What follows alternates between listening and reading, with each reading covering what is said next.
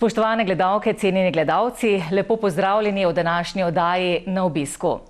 Mesec december je čarobni mesec, mesec, ko si vzamemo čas za svoje najdražje in tudi zase. In prav zaradi tega smo tokrat obiskali modno oblikovalko Majo Štamol-Drolc tukaj v Žalcu, ki je zelo uspešna poslovna ženska, predvsem pa je na njenem prvem mestu družina. Lepo pozdravljeni in hvala lepa, ker nas gostite. Dober dan, lepo pozdravljeni in zelo veselje mi je, da ste v mojem ateljeju. Rekla sem, mesec december je en tak poseben mesec tudi za vas, treba je usklajevati in delo in družino. Družina vam je res na prvem mestu. Ja, ko si malo starejši, z leti v bistvu ti dajo te izkušnje, preizkušnje v življenju, te pravzaprav naučijo oziroma ti dajo vedeti, da je družina res tista prva, da se na njo vedno lahko zaneseš, da si vedno nekako v varnem zavetju doma, lahko srečen, zadovoljen. In jaz seveda, ker sem že v zrelih letih, dejansko to dajem na prvo mesto. Se pa veliko časa zadržujete prav tukaj v vašem ateljeju. Je to vaš drugi dom? Ja, lahko bi rekla, da je opremljen tako kot moj drugi dom, ker je približno tako tudi doma. Z možem imava zelo rada starine, zato je tudi v ateljeju veliko starin, pomešano malo s sodobnimi elementi notranje opreme, ampak pravijo, da moraš imeti delovno okolje tako, kot imaš doma ali približno tako kot doma, zato da se dobro počutiš. In ja, ker sem veliko tukaj, zdaj, ko govoriva ravno o drugem domu, res tukaj veliko časa preživim, vendarle sem pa zdaj drugi dom poimenovala tisto našo zatočišče na morju, ki je mogoče pa zdaj ravno, ker govoriva o družini, še pred tem. K vaši družini se bova tekom današnje oddaje še vrnili, če začneva z vašim otroštvom. Z velikim veseljem vedno poudarjate, da prihajate iz čisto navadne družine, pravzaprav z kmetije, kjer je bilo tisto domačnost še posebej lepo čutiti. In dokler so bili starši živi, je bil dom in tudi toplota. Ja, tako je, ne. Ko sem bila otrok ali pa še v najstniških letih, sem to, da sem s kmetije raje zamolčala. In ker sva prej govorila o teh izkušnjah življenjskih, ki ti jih življenje pač prinese, je to tudi ena od tistih izkušenj, ki zdaj zelo z veseljem in s ponosom povem, da sem odraščala na kmetiji v preprosti družini, kjer je bil tati edini v službi, mami doma. Vedno je skrbela za nas, vedno je kuhala, vedno je skrbela za vse, kar je bilo pač pri domu za postoriti. Je pa res, da je bila zelo bolna celo življenje, jaz jo pravzaprav zdrave nisem niti poznala in je bilo mogoče zato še toliko več povezanosti. Veliko časa je bila v bolnici, veliko časa v zdraviliščih in seveda pol je pač še vedno dom bil tisti, ki nam je nudil to toplino. Seveda je bilo pa tako, da so nas vzgajali zelo preprosto, brez knjig, priročnikov, ampak po eni zdravi logiki. Dali so nam veliko delovnih navad, ker sva morala z bratom res delati, na kmetiji delati, poleg tega seveda hoditi v šolo in vse ostalo. In to se mi zdi, da je največ, kar ti lahko dajo starši. Srčnost, prijaznost do soljudi, občutek za sočloveka in delovne navade. Se pravi, te človeške vrednote, to ste dobili pravzaprav doma, ne? Absolutno. In na to sem ponosna, da v bistvu vse to imam, ker če to imaš vse, potem lahko v življenju dobro voziš, se mi zdi. Kakšne spomine imate na očeta in na mamo? Lepe. Lepe. Zdaj že več kot 20 let nista z nami. Tati je bil v bistvu tako, mogoče malce bolj avtoriteta na videz. V osnovi pa zelo nežen, čustven človek, tako da se je prej razjokal kot mami, recimo. Na mamico pa seveda kot na tudi eno zelo toplo osebo, tako kot starši morajo biti, no. Jaz si želim, da bi tudi jaz, da bi moje hčerke videle mene v taki luči, kot sem jaz njiju, da bi imele toliko topline v srcu, ko bosta govorila o meni, kot jaz zdaj čutim do svojih staršev. In mi je zelo, zelo žal, da sta seveda zelo zgodaj umrla oba. Dobrih 60 sta bila stara in zelo hudo mi je, da jim zdaj ne morem v bistvu pokazati svojega življenja, vseh teh mojih dosežkov ali uspehov, kakorkoli že. Vendarle sta, predvsem starši so vedno praktični in želijo otroku najbolje. In tudi ona dva sta želela, da bi pač čim prej prišla do kruha. Zato sta nekako me usmerila v kemijo, v podjetju, kjer je bil tati zaposlen, sem dobila štipendijo in to je bilo logično, idealna rešitev, da hodim na kemijsko šolo, da bom tam dobila službo in bom preskrbljena do konca svojih dni, ne. Ampak seveda moje želje so bile drugje, v umetnosti, v igralstvu, v modi in takrat sem potem sicer z neko trmo ali pa z nekim željo po dokazovanju sicer staršem dokazala, da zmorem tisto kemijsko šolo narediti, ne. Ampak potem takoj sem začela uresničevati svoje želje in se usmerila v modo. In to bi ma zdaj zelo rada pokazala, da mi je uspelo, da je v bistvu z trdim delom, z veliko vztrajnosti lahko tudi svoje sanje uresničiš. Maja, zelo spoštljivo govorite o svojih starših, ne, tudi ta lep naziv tati. Tati, ja. Ja? Ja. Zakaj je prišlo do tega? Ne vem, ker enega dne je bil tati. Moram pa povedati, da jaz sem sicer stara zdaj 53 let, se pravi, moji vrstniki, lahko bi rekli, da smo še vendarle živeli v obdobju, ko otroci niso vikali staršev.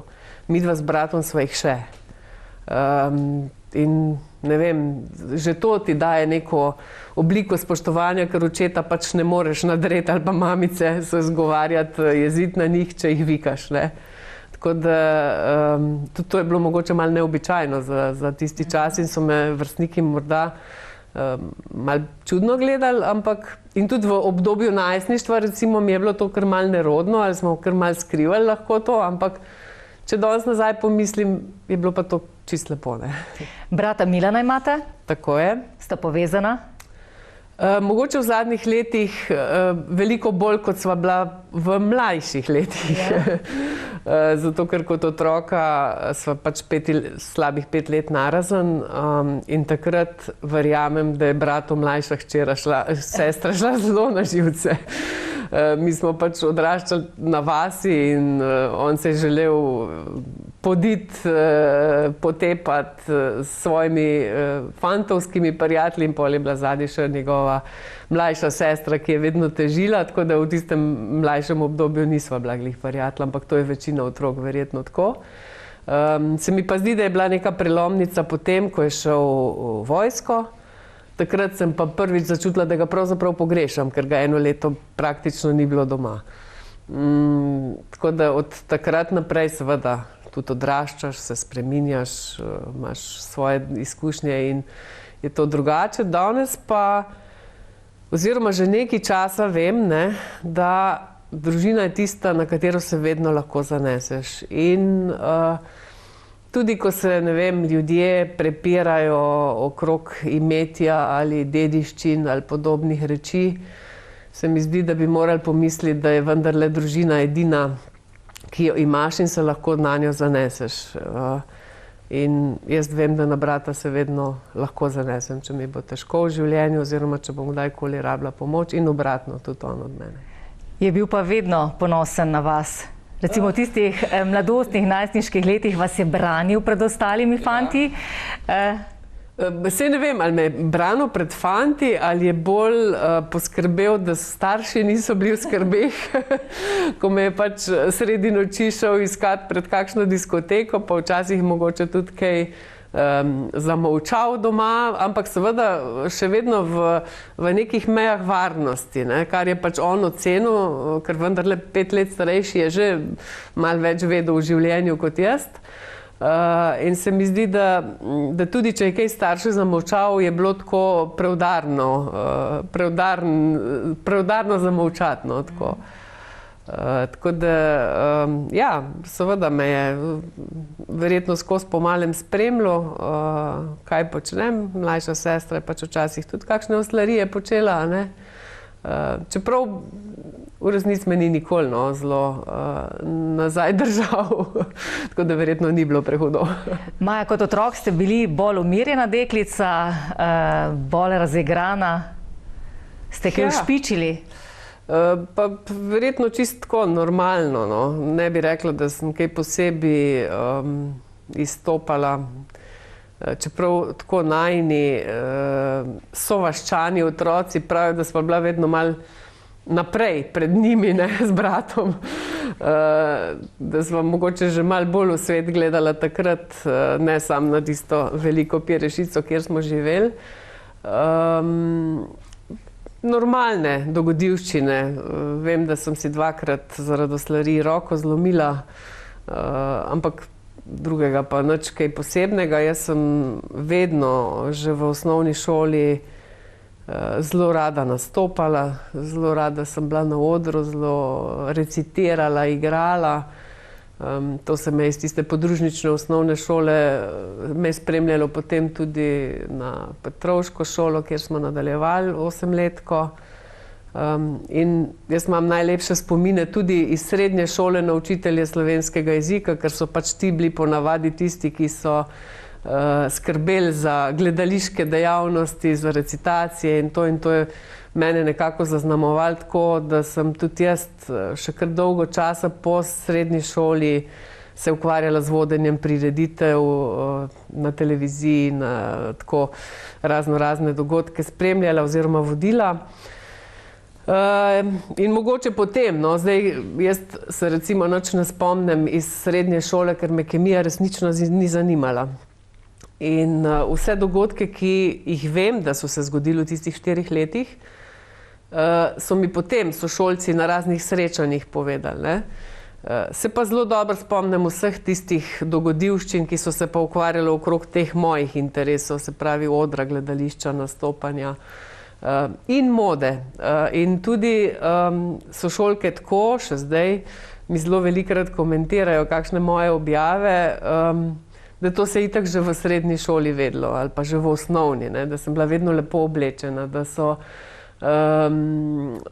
ne vem še celo, kar sem jaz pozabila, da sem kakšne skice jim narisala za kakšne izdelke, da so si po tistih dale potem kaj zašiti, ne. Pletla sem, moja prva razstava je bila razstava pletenin v Žalski Nami takrat še, tako da ja, potem sem verjetno bolj izstopala kot po lumperijah.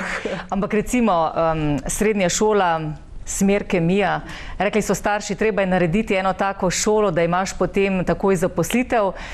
S težkim srcem ste hodili, pa vseeno uspešno končali. Dokončala sem, ja. Nisem bila odlična, nisem bila tudi tam nekje zlata sredina, ne. Dokončala sem jo bolj iz trme, bi rekla, ne, zato ker sem pač vedela, da moram jo, štipendijo je bilo treba vrniti, ne, na kakršenkoli način, ali v gotovini, ali pa iti potem v službo tja. In tega sem se pač zavedala, da v bistvu poti tukaj nazaj ni, da pač seveda vzporedna pot pa je lahko obstajala in to je bilo pa tisto, kar sem potem vzporedno želela uresničiti te svoje želje po delu. A se vam zdi, da ste bili na nek način uporniški v teh letih? Ne, ne bi rekla, da sem bila upornica, sploh ne. Jaz sem takrat pač sprejela to dejstvo, da je to treba narediti, ne. Se pravi, udali ste se v usodo? Udala sem se v usodo, lahko bi rekla tako, ja. Ampak seveda, to me pa ni odvrnilo od tega, da ne bi jaz sanjala o svoji prihodnosti, ki bo drugačna kot kemija, ne. In seveda sem zato šla v šiviljski tečaj, sem šla potem sprejemne izpite na oblikovno šolo narediti in tako. In vse to mi je nekako uspelo, ne. Tako da upornica ne bi rekla, da sem glih bila, no. Se pravi, da ste že iz ranega otroštva nekako imeli željo, pa ste sanjali o tem, da boste nekega dne modna oblikovalka? Ja, glede na to, da sem res od res majhnih let ustvarjala, takrat je bilo to vezenje, šivanje križcev, to, kar je tudi mami moja znala, recimo pletenje, ne. Jaz sem vsak večer pred spanjem oziroma zvečer, ko se je ponavadi gledala televizija, jaz nisem gledala televizije, nisem niti brala, ampak sem štrikala, ne. In to je bila že začetek osnovne šole in ko danes gledam svojo hčerko Žani, starejšo, je ravno taka, da s pletilkami v rokah zaspi zvečer, recimo, ne. Tako da od tam se je začelo. Jaz sem imela sicer teto Silvo, očetovo sestro, ki je bila zelo znana šivilja v tistih časih v Perešici. In so res k njej prihajali ljudje, ženske, od blizu in daleč si pač naročevati obleke. Ona je res znala od začetka vse krojila kar na blago in jaz sem pri njej preživela kar dosti časa, zato ker mami je, pač kadar je bila v bolnici ali pa v zdravilišču, sem jaz po šoli šla vedno k teti Silvi, počakala tatija, da je prišel iz službe in seveda sem živela v tem svetu tudi, kako tam obleke nastajajo, vse revije, ki jih je imela te nemške neke, gospe so ji prinesle neke Otto revije in ne vem, to kar včasih je edino, kar je bilo. Kako smo jih gledali včasih te revije, Ja, to je bila edina revija modna, ki sploh je bila, ne. In jaz sem vedno pol tam na stopnicah sedela, na hodniku in to opazovala. Večkrat mi je dala kakšne flikce za šivati, ampak res je, da se pa tako, da bi sebi šivala, nikoli tega nisem zares lotila, ker sem imela njo. In jaz sem ji pač samo povedala, kaj bi rada in mi je zelo dostikrat priskočila oziroma zelo za vse posebne priložnosti je bila ona tista, ki mi je potem zašila vse moje kreacije oziroma obleke, ki sem jih želela oziroma rabila. In sem tudi iz tega razloga bila lahko lepo oblečena, ker dejstvo je bilo, da doma starši meni niso mogli kupovati oblačil, ne.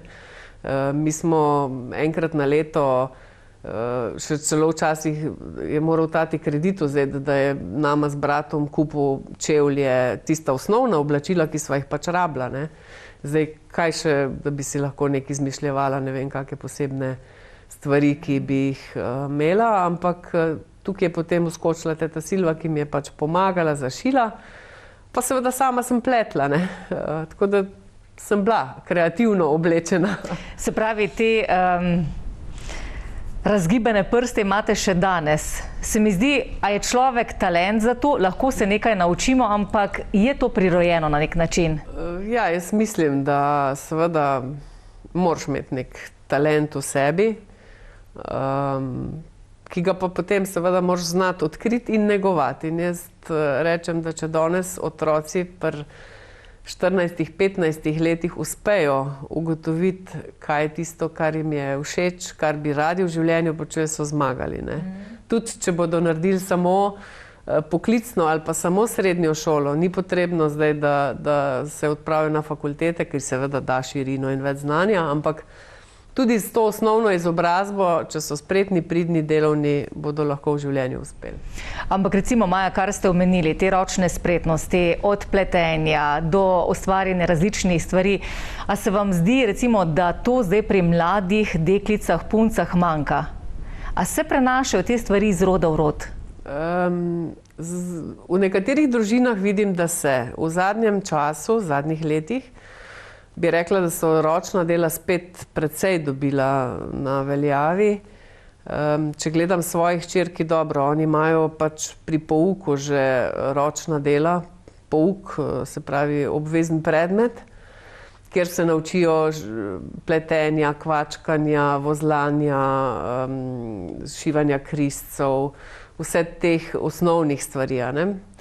Tako da, ampak nasploh pa so ročna dela v zadnjih letih šele spet postala cenjena, ker nekoč, še v moji mladosti je bilo to nujno znati, če si hotel pač biti oblečen in so pač mame morale same na roke šivati otrokom oblačila, ker jih niso imeli.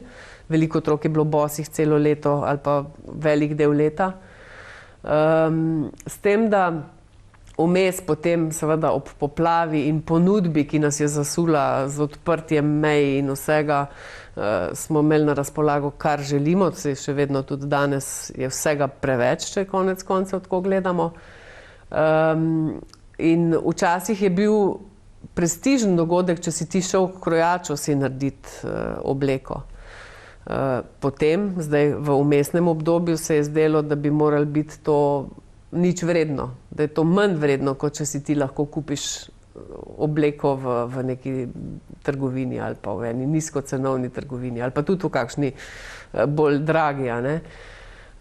Nekaj let zdaj pa opažam, da je pravzaprav ročno delo postalo cenjeno in seveda tudi ročno delo je dražje, zato ker seveda, če gledam naše delo, da ti za vsako obleko narediš kroj, za vsako gospo posebej po njenih merah okrojiš obleko, potem šivaš. Je to res več časa, kot če pa tam naredijo tisoče kosov enih oblek, ne. In ker ljudje nimajo te predstave, sploh koliko je ročnega dela, ker tudi mogoče sami niso z rokami nikoli nič naredili, si ne znajo predstavljati, zakaj je zdaj tukaj lahko tudi, ne vem, 5-krat ali pa večkrat dražja obleka kot tista, ki jih naredijo več tisoč, ki je serijska proizvodnja, ki imajo na minute in sekunde izračunano porabo časa za izdelavo ene obleke, a ne. Zato so ljudje tukaj pač malo izgubili kompas, je bilo znano oziroma se je govorilo, ja, te šivilje ali pa oblikovalci, to so dragi. Zdaj, ker pa spoznavajo naše delo, tudi zato, ker smo mogoče mi bolj glasni, ker širimo to informacijo okrog, da kako se dela, kako nastaja, ko pridejo recimo v atelje, da vidijo, kako to poteka, potem več tega ni, a ne. Je pa res, da, ne vem, zelo veliko je pripomogel k temu poznavanju ali pa k cenjenju ročnega dela tudi Ljubljanski Fashion Week, ki je pač izpostavil veliko oblikovalcev pa rokodelcev na vseh področjih. In seveda ljudje so spet začeli razmišljati, da je pa več vredno, če nekaj narediš tudi sam, če greš po volno, kupiš volno, narediš sam. In danes sem prepričana, da zelo veliko ljudi povsem drugače gleda en ročno pleten pulover ali pa izvezeno nekaj na puloverju. Že moja hčerka, ki je 12 let stara, recimo, tudi če jo peljem v neko nizkocenovno trgovinco, kar je za otroke seveda še vedno priročno, ker prerastajo, uničijo in tako naprej, ona natančno vidi, joj, mami, poglej, koliko dela je v tej obleki. A vidiš, ko so križci izvezeni, ne, dejansko je zdaj tudi trend nekega tega. Seveda ona ne ve, da tudi tam je to ni ročno narejeno, ampak je strojno izvezeno, ampak daje videz ročnega dela in 12-letni otrok že zdaj to opazi, zato ker tudi sama ustvarja in ker živi s tem, da je treba ceniti to, kar z rokami naredimo, ne. Gledalke in gledalci, danes smo na obisku v Žalcu pri modni oblikovalki Majšta Moldrolc. Zdaj pravzaprav malce obujamo tudi spomine na to, kako smo včasih na metre in metre kupovali blago in potem iskali šivilje. Jaz se res spominjam v živo teh trenutkov, kako sem komaj čakala na neko novo pošiljko blaga, na tiste modne trende in šla šivilji. Potem pa ta poplava teh trgovin, kot ste omenili, ne, so šli v Italijo, pa so šli v Turčijo. In se mi zdi, da je na nek način zgubilo to vse skupaj tisto pravo vrednost. Ja, seveda, zato ker dejansko proizvodnja, ki je serijsko naravnana, množično naravnana, je zagotovo cenejša. Zato ker prvič je količina materijala, ki je potrebna, je zelo nizke cene, zato ker pač količina odtehta zaslužek, a ne. Proizvodnja se dogaja v nerazvitih deželah, ki delajo dejansko za pest riža cel dan, ne. Pri nas tega ne moremo narediti, ne. In te množične trgovine, ki so, oziroma proizvodnje množičnih izdelkov, so razvrednotile to delo, ročno delo, oziroma izdelano po meri, tudi tako, kot mi delamo.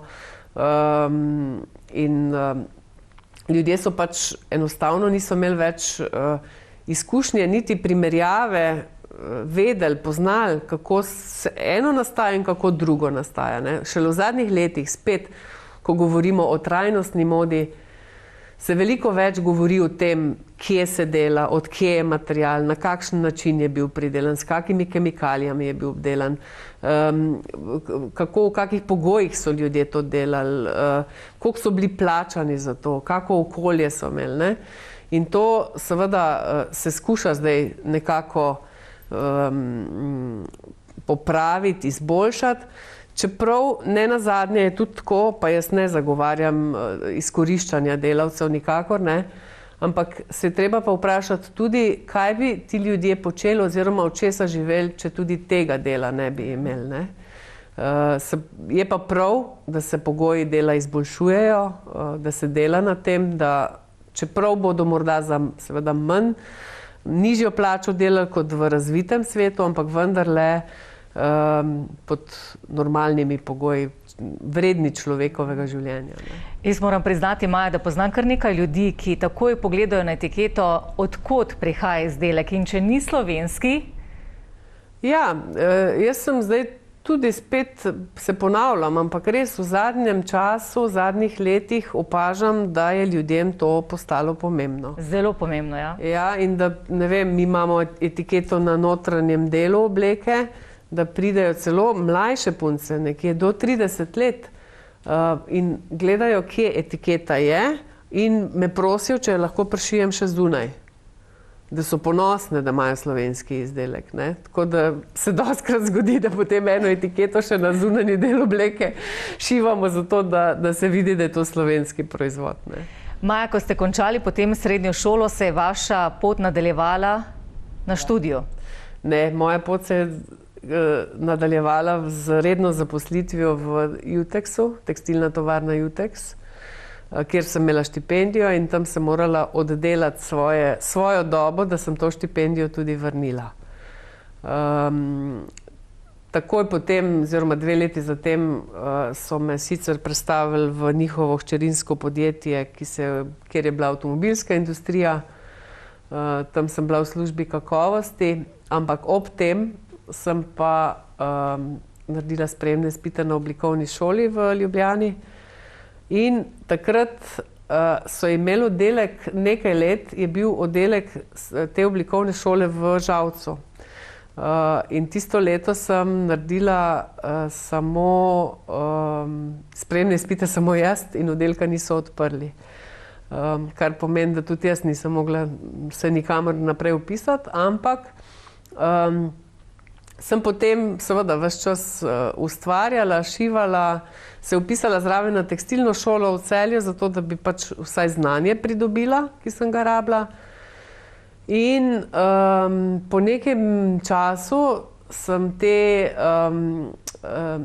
ker sem že ustvarjala, sem se prijavila na en natečaj za obleko Miss Slovenije takrat, kjer je bil pogoj, da moraš imeti izobrazbo. Drugače ne moreš sodelovati na tem natečaju, ampak so jim bile moje ideje zelo všeč, zato so nekako vztrajali in poskušali najti možnost, da bi lahko sodelovala pri tem projektu. No in tisti pozitivno, uspešno upravljeni sprejemni izpiti, potrdilo o tem mi je pomagalo, da sem dejansko bila sprejeta. In od takrat naprej sem bila v svetu oblikovanja sprejeta kot oblikovalka, čeprav dejansko formalne izobrazbe nikoli nisem pridobila.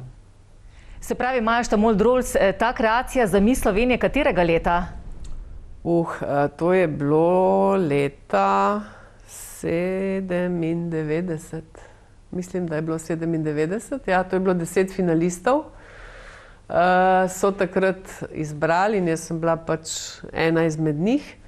Naslednje leto se mi potem ni bilo treba več dokazovati s potrdilom oziroma z izobrazbo, ampak so že vedeli, da nekaj znam in da so me povabili k sodelovanju.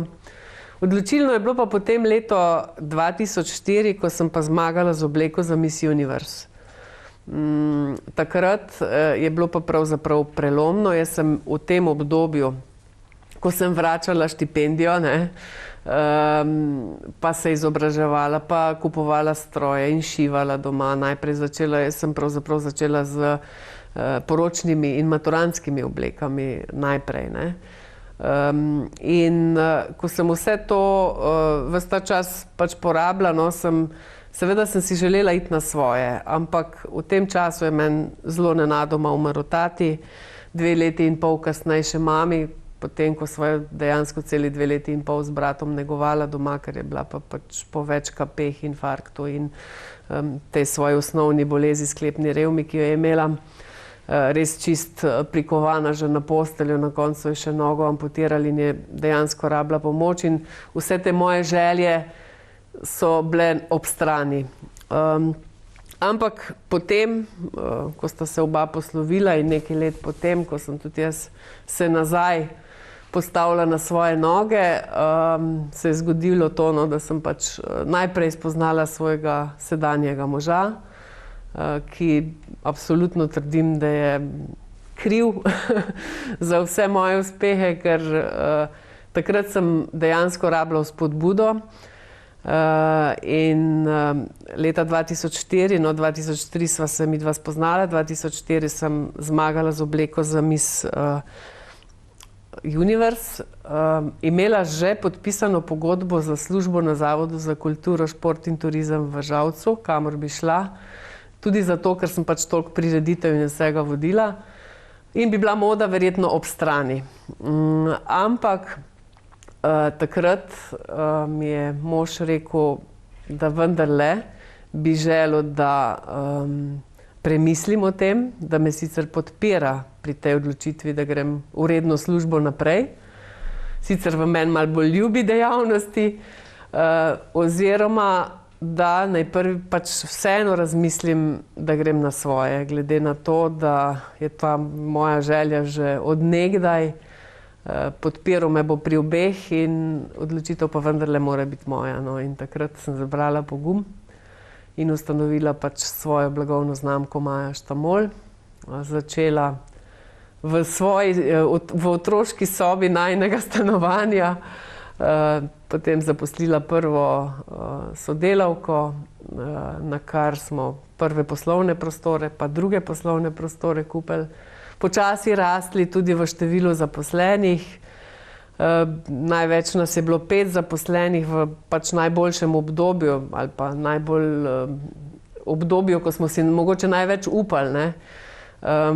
No, potem sva z možem vmes imela posvojitve hčerk in sem vseeno malo več časa želela nameniti temu, zato tudi umirila malo svoje delo.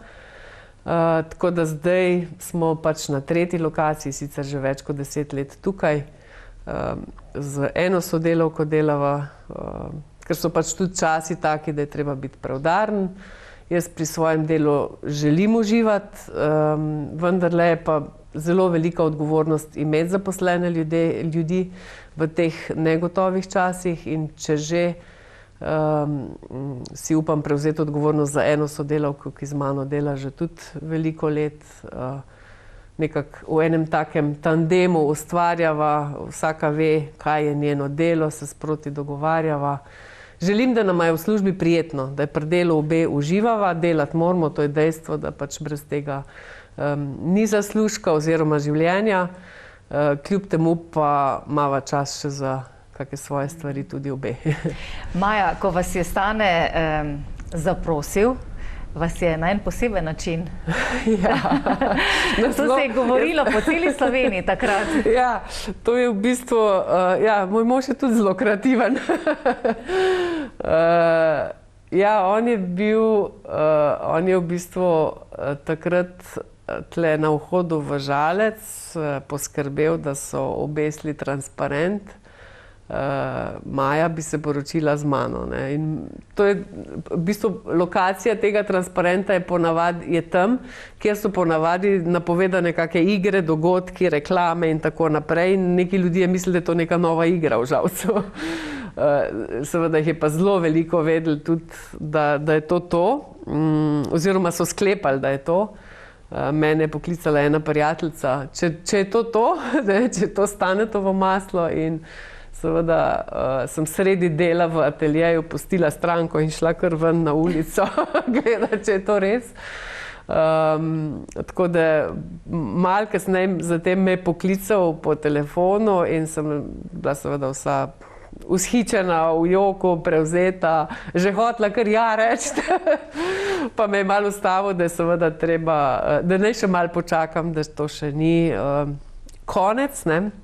In dejansko so mi potem popoldne iz cvetličarne prinesli en ogromen šopek rož. In on je bil namreč odsoten, ne, zato se je to dogajalo vse tako. In tam na tem šopku je bil en mali pisemček, na katerem je spet pisalo, da ga lahko odprem naslednji dan ob 12. uri. No. In ko sem ga naslednji dan odprla, z muko in težavo čakala, ne, je bila noter ena telefonska številka. Navodilo je bilo, naj jo pokličem in povem, kdo sem. In tam se mi je oglasil en gospod, ki je rekel, to ste vi, ja, iz Žalca, midva sva sokrajana in tako, ampak številka je bila ljubljanska in jaz nisem nič vedela, zakaj se gre in nekaj časa sem bila vljudna, pa se z njim pogovarjala.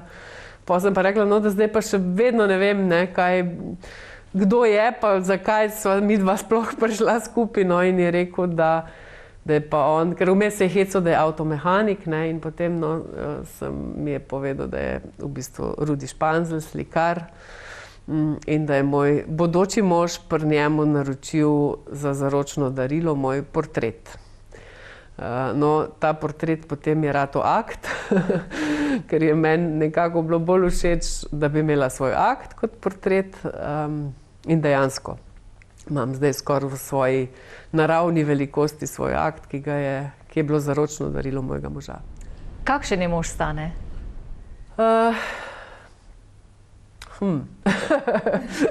Veliko besed bi mogla zdaj tako, da bi ga opisala, oziroma čez eno zdaj tako pocukrano izjavo rečem, da je pač moški, ki si ga lahko želi vsaka ženska.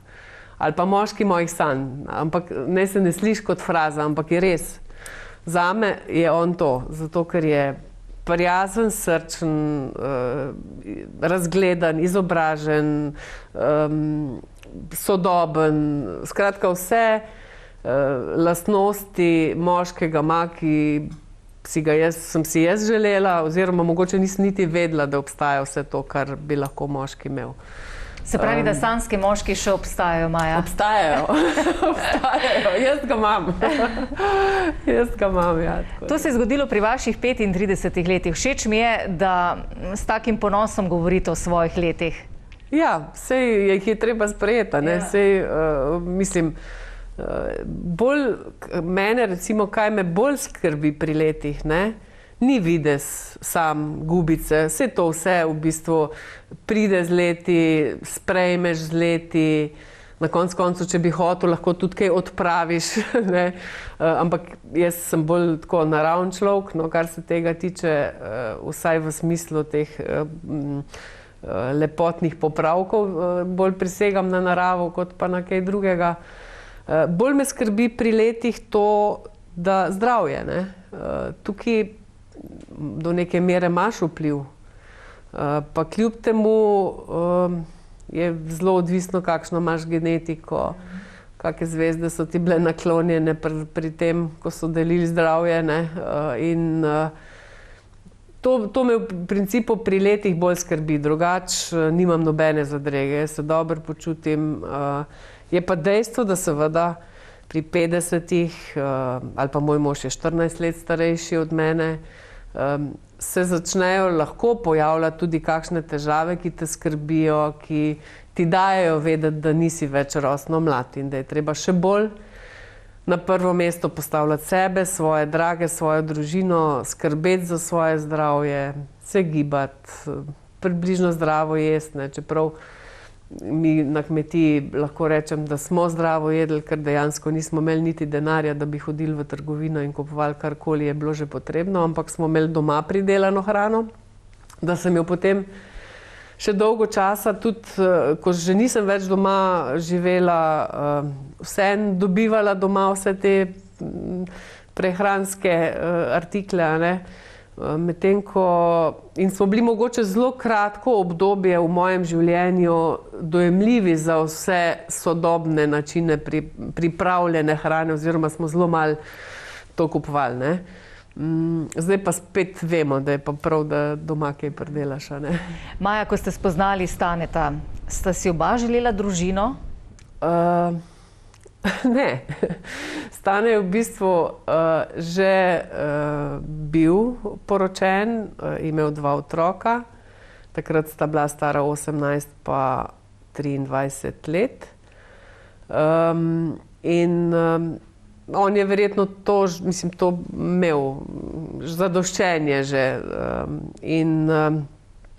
Kljub temu, ne, je pa on enega dne rekel, da si predstavlja imeti otroke z mano.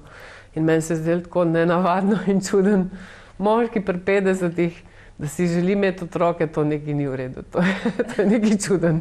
Noben moški pri 50-ih si ne želi, ali pa zelo redki otroke. In sem se kar malo prestrašila, ker meni je bilo pa tako lepo, v bistvu, ko sva bila midva in vse nama je bilo odprto, lepo sva se imela. Rekel je pa tudi, no, da se pa ne bi poročil, zato ker v principu je en zakon iznevero in da v končni fazi se mu ne zdi, no, da bi se še enkrat poročil. In sem jaz to nekako sprejela, zato ker se mi je zdelo, da imava tako lep odnos in da tisti papir pa res ne bo zdaj odločilen za to, da ne bi še bilo naprej lepo, a ne. Ampak da seveda sem si pa kot otrok, pa vsaka punčka to želela, ne, da bi se poročila. No, skratka, sva pri tem nekje ostala in potem je enega dne šel na eno turno smučanje s svojim prijateljem in prišel domov čist drugih misli, ker sta se s tem prijateljem seveda tudi pogovarjala o materinstvu in o družini in tako naprej. In on, ta prijatelj, je rekel, da to je pa čisti egoizem, da on ne bi imel otrok z mano, ker vsaka ženska mora imeti otroka, ne mora okusiti ta materinstvo in vse to, no. In potem je on začel razmišljati, da pravzaprav je imel prav, ne, in da bi moral mi dati to možnost. Ampak v resnici jaz tudi nisem zelo želela. Saj, če bi jaz že prej to imela željo ali kakorkoli bi seveda to se midva tudi pogovarjala, ampak jaz sem nekako imela nečakinjo, Evelino, ki je bila pač en tak moj otrok in jaz sem vedela, da tudi če bom kdaj potrebovala pomoč v starejših letih ali kakorkoli, imam Evelino, ne. No, ampak seveda polk spet, ko starejši ratuješ, pa tudi začneš razmišljati, okej, ampak ona imela tudi svoje, pa recimo jaz sem imela tudi s Stanetovimi otroci lep odnos in so tudi k meni hodili in mi pomagali in vse, ampak kljub temu so oni imeli svojo mamo, ne. In če bo treba izbirati, za katero mamo bo zdaj skrbel, bo je verjetno najprej za svojo, ne. No in skratka, potem je prišlo do tega, da bi vendarle mogoče pa res imela otroka, kar pa po naravni poti seveda ni ratalo. Ne vem sicer še danes ne razloga, ker zdravniki so takrat rekli, da sva oba zdrava, ne, da pač ne vztrajava, ampak seveda leta so šla gor in časa za vztrajanje je v bistvu malo zmanjkovalo. Potem sem jaz sicer dejansko zanosila, ampak tudi tako je imela spontani splav in je pač narava odločila, da to ni to. Nisem hotela posegati v svoje telo z kakršnimi koli zdravljenji, saj v principu nisem niti vedela, kaj bi morala narediti, ali pa pač se odločila za kakšne umetne oploditve, to mi je nekako bilo tuje. Ampak sva se potem nekako odločila, da bi šla pa v posvojitev, iskala možnosti, kje bi lahko otroka posvojila in spet po spletu okoliščin pač prišla do te naše Afrike. Kakšna je bila potem pot? V bistvu zelo hitra. Jaz pravim, da so nama bile vse zvezde naklonjene od tam naprej. Ravno zaradi tega, ker prvič sva bila nekako prepričana, da tudi na silo, če bo na silo, nič ne bova naredila, zato tudi nisva šla v umetne oploditve ali podobne postopke, ne. In če nama je posvojitev namenjena, pa bo ratala, ne. In šla sva seveda najprej v postopek na Centru za socialno delo, kjer se vsaka posvojitev začne. Od tam naprej se lahko sicer vpišeš na listo čakajočih v Sloveniji. Vedela sva, da je tukaj bolj malo upanja, zato sva pač iskala možnosti po državah, ostalih, tudi tam, kjer sva nekoč potovala in videla, da bi bili otroci, mislim, da je revščina, ne. No in potem smo slučajno pač res po spletu okoliščin prišli do Gvineje Bisau. Naš sorodnik živi v Ljubljani, častni konzul je tukaj v bližini doma tudi. Skratka, vsi so nekako pripomogli k temu, da smo mi dejansko prišli do družine, kjer so imeli Žani malo punčko, ki je očka umrl, in se je mamica odločila, da jo da v posvojitev. Midva sva sicer, ko sva izvedela za to nekje v februarju, recimo, nisva čisto verjela, da je to res, da bo to res tako šlo. In zato sva rekla, ok, greva na počitnice tja, za prvomajske in bova videla, kaj dejansko je. Šla sva in tam je dejansko čakala Žani, mamica, družina in mi smo v 10 dneh najinega bivanja tam z odvetnikom, ki sva ga tam imela, že prišli na sodišče in ob odhodu sva že imela sodbo sodnika, da sva starša male Žani. Se pravi v 10 dneh, na kar sva morala domov zaradi, ker je pač pravnomočnost in skratka vse te zakonske pravila, ki so, sva prišla domov, kjer bi naj pridobila tudi potni list, potem, ko bo sodba pravnomočna. Ampak mož ni mogel več čakati in je šel kar nazaj. Jaz sem imela pa tle eno obveznost, ker sem bila stilist na enem dogodku in sem morala počakati. In sva bila zmenjena, da gre on naprej.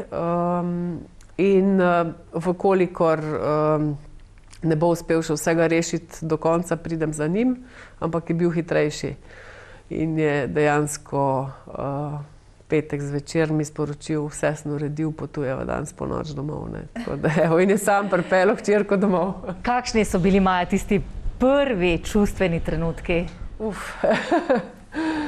Ja, jaz itak zelo veliko jokam, ne, ampak jočem od sreče v bistvu. Že ko sem jo prvič videla, ko je takole prišla pa rokce k meni stegnila, sem jokala, ne. Tako da naša družina v Afriki se vedno smeji, ker jaz prijem, ker itak vedno jočem, ne, v vsakem primeru. Ker sem jih vedno vesela in vedno sem preveč čustvena, tako da se mi zdaj smejijo, ti se spet jočeš, ne, ja, pa pol še prije kakšna prijateljica zraven, ona Maja vedno joča, zdaj boš še ti jokala, ne. Tako da dejansko, ja, zelo, zelo čustveni dogodki, ne, to je res, tudi jaz tako vedno pravim, da Žani je zagotovo z nekim namenom prišla v moje življenje, zato ker vidim, da ima tudi blazno veliko ročnih spretnosti in da jo vleče v to smer, ne, in verjetno ni naključje.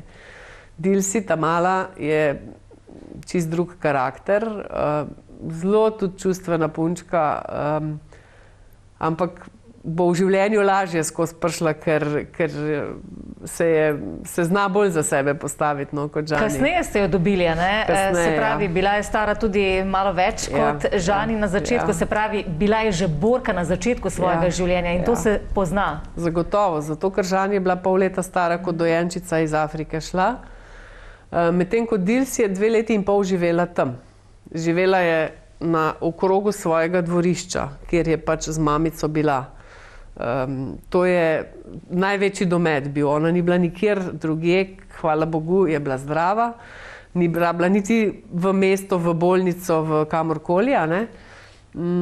In ko je prišla v Slovenijo, ona ni bila sposobna prehoditi 500 metrov, ker je bila utrujena, ker ni imela kondicije, zato ker je pač živela na svojem dvorišču 2 leti in pol. Seveda jo je pa tam življenje tudi že z mamico, ki je bila, mamica njena je bila stara 13 let, ko je rodila, ne. Se pravi, otrok je imel otroka in one dve sta pač dobile hrane, krožnik hrane na dan. In tista, ki je bila močnejša, tista, ki je se več hrane izborila, je pač več pojedla. In tudi, ko je Dilsi sem prišla, hrana je bila glavna okupacija In ko sem jo prvič imela v ateljeju in sem prinesla krožnik hrane in sem mislila, bova skupaj pojedla, me je udarila po roki in krožnik perutničke, vse poglodala, vsega do kosti, ne, midva s sodelavko sva jih hotela vse nekaj narezati in to, ona je zagrabila tisto perutničko in pojedla vse. Tako da se je videlo, ne, da je fajterca že od začetka, no, in bili smo 2 leti nazaj. Smo bili prvič skupaj z obema nazaj v Afriki. Midva sva z možem vmes bila večkrat, zato ker mi ves čas ohranjamo stike in smo ustanovili ustanovo Toka Žani, ki pomaga pri šolstvu in v zdravstvu in tako. In pošiljamo kontejnerje skupaj še z našimi prijatelji, ki imajo tudi punčko posvojeno in še več drugimi prijatelji, ki pač pomagajo. Tako da sva večkrat potovala tja, bila večkrat z njunima mamicama, no, ampak pred 2 leti, ko je Žani imela 10. rojstni dan, smo se odločili, da gremo vsi skupaj prvič v Afriko spoznati mamice in da bo Žani tudi tam praznovala svoj 10. rojstni dan s svojo družino. In je bilo seveda toliko čustveno in toliko, ampak se mi zdi, da še najbolj zame. Prvič, Žani in Dilsi sta seveda mamici, ki sta jih poznali iz fotografij in z filmov in pripovedovanj, pa tudi po telefonu so se slišali, ampak kljub vsemu sta bile tujke za njih na koncu koncev, ne. Medtem, ko mamice sta vseeno drugače gledata, ne. Ni toliko neke čustvene navezanosti, kot je pri nas običajno otrok mama, ne.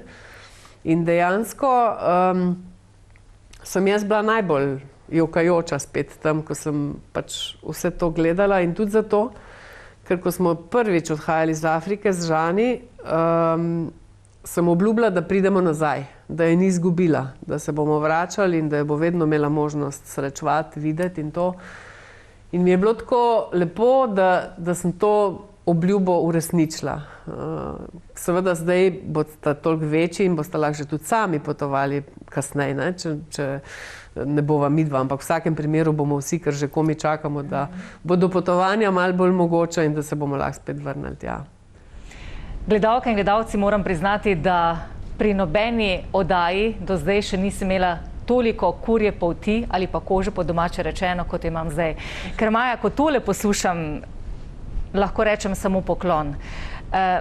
Toliko ljubezni, toliko poguma, toliko srčnosti. Konec koncev je tudi potem okolica odreagirala po svoje, ko ste pripeljali 2 punčki iz Afrike sem. Ja, čeprav, mislim, verjetno mislite v negativnem smislu kot črni deklici. Ja, tudi so bile kakšne izkušnje, ki niso bile prijetne. Ampak v osnovi imamo absolutno dobre izkušnje in tudi zato, ker midva sva vsekako to dobro premislila, predno sva se odločila in se pogovarjala z črnimi, ki tukaj živijo, ne. In tudi od tam naprej s puncami odkrito govorila o tem.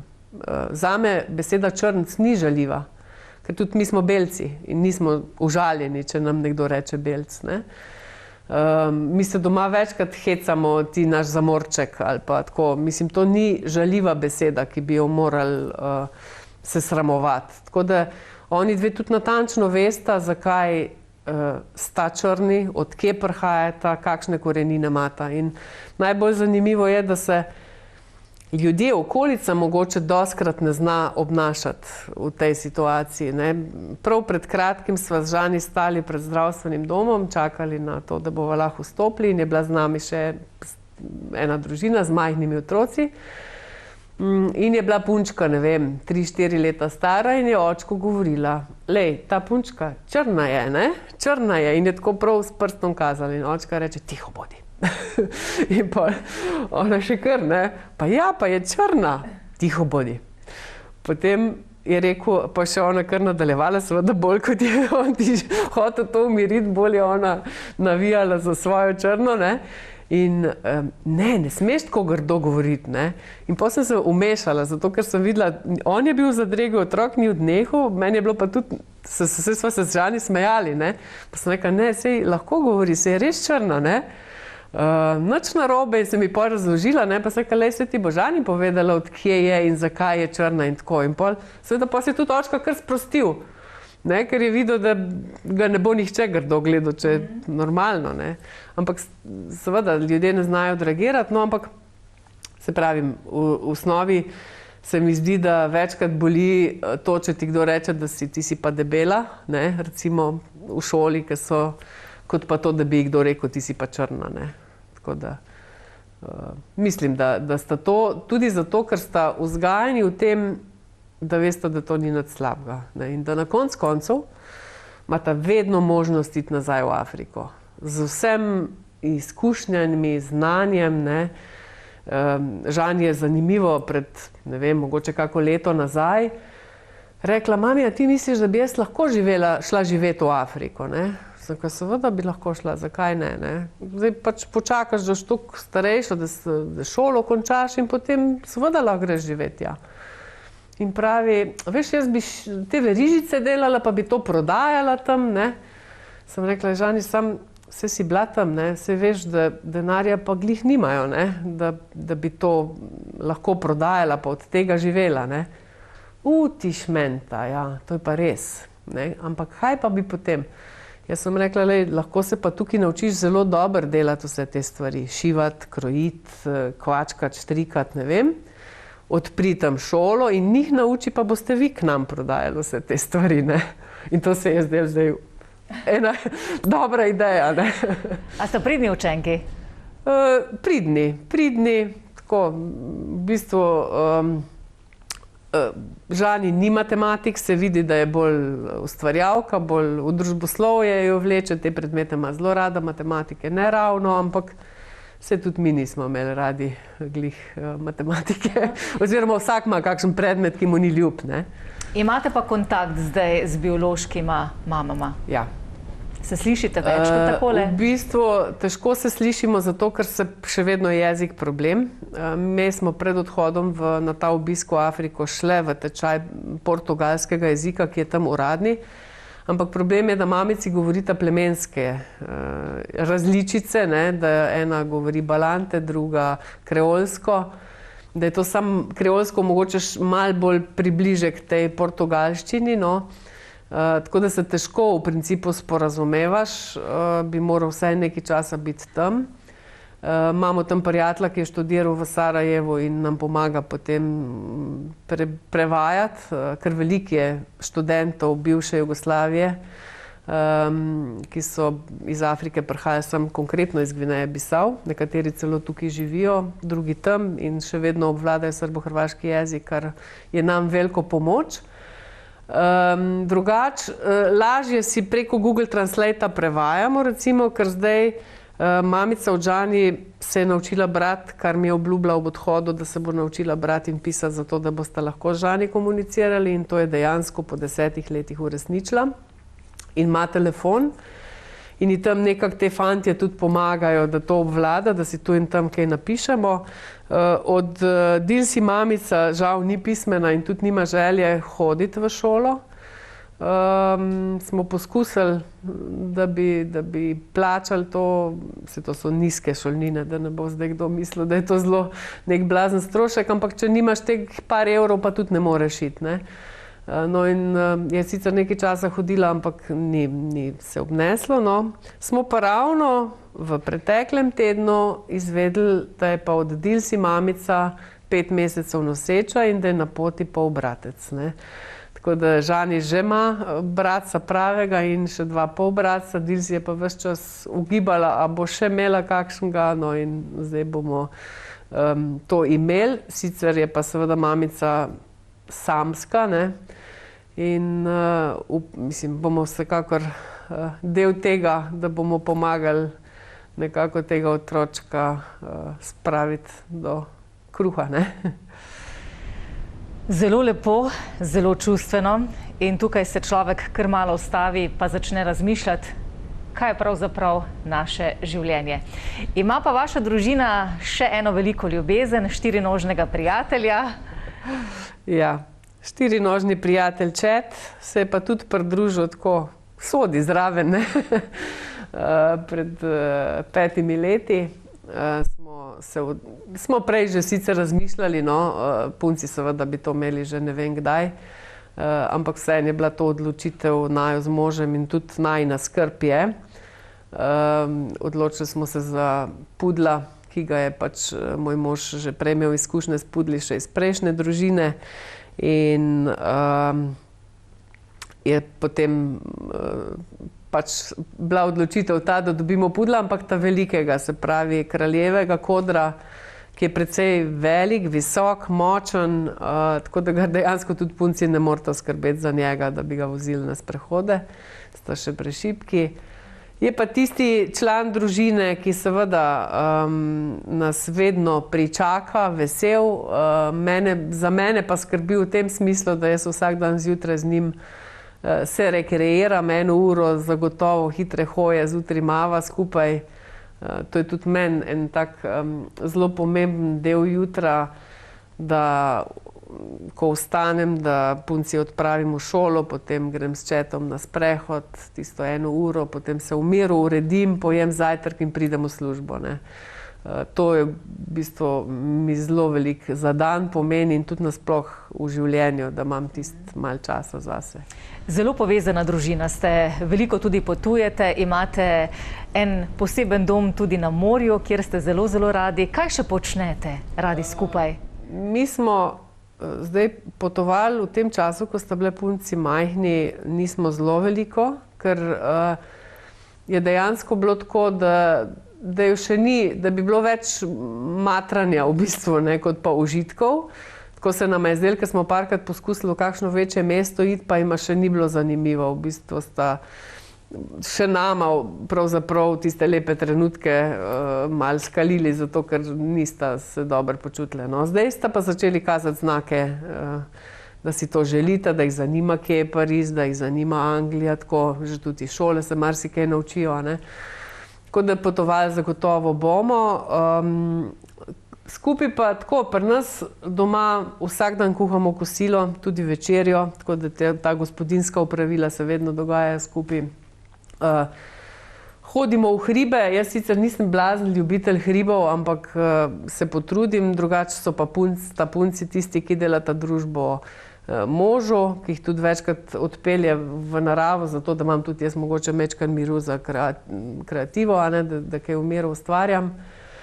Na morju je pa to se nam je pa tako zelo slučajno zgodilo, jaz sem bila vedno proti vsem tem vikendom nekje, ker se mi je zdelo, da nam je doma tako lepo in da smo radi doma in da imamo vse tisto, kar rabimo doma. In zdaj pa ta drugi dom se pa zgodil res v Puli, ki smo ga slučajno našli, majhno hiško ob morju in tam pa zdaj res tudi zelo uživamo, ja. Mašte Moldrolc, ko vas človek takole sreča vedno urejeni, predvsem pa preprosti, te vrednote imate v družine, kar sva danes velikokrat spregovorili v oddaji in to prenašate zdaj tudi na obe hčerki, tudi z možem vzgajata vse to v tem duhu. Kakšne imate načrte za naprej? Kaj vas veseli? Kaj si še želite doseči? Družina, ja, kot ste rekla, je zelo pomembna. Jaz moram tukaj povedati to, da mi imamo zelo lepe odnose tudi z moževo bivšo družino, da so naši prazniki osebni, se pravi rojstni dnevi in božični in drugi prazniki, ki so, se vedno druži celotna družina, od bivše žene, otroci, ki imajo zdaj že družine, moževi otroci, mi, babico, imamo staro 90 let, se pravi mama od moža je stara 90 let, ona smo prav veseli, da je z nami in da je taka, kot je. In jaz v bistvu nimam materialnih želja, sploh ne. Želim si samo, da bi bili zdravi in da bi v bistvu to nadaljevali.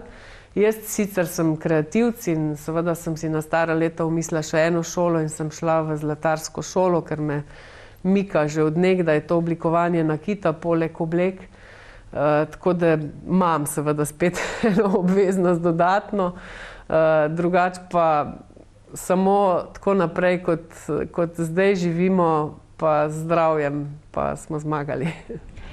Gledalke in gledalci, to je bila današnja oddaja Na obisku. Bili smo v ateljeju Maje Štomol-Drolc tukaj v Žalcu. Lepa hvala, ker ste bili v naši družbi. Maja, hvala tudi vam za ta srčen sprejem v vašem ateljeju. Prav lepo smo se počutili, tako umirjeno, kjer se čas res za nekaj trenutkov ustavi. Zdaj pa še sporočilom za letošnje praznike in za leto 2022. Izvolite. Malo sem začela že prej. Jaz bi vsem iskreno in najlepše zaželela trdnega zdravja. Samo to rabite. Pa mogoče malček sreče, ampak trdnega zdravja vsem.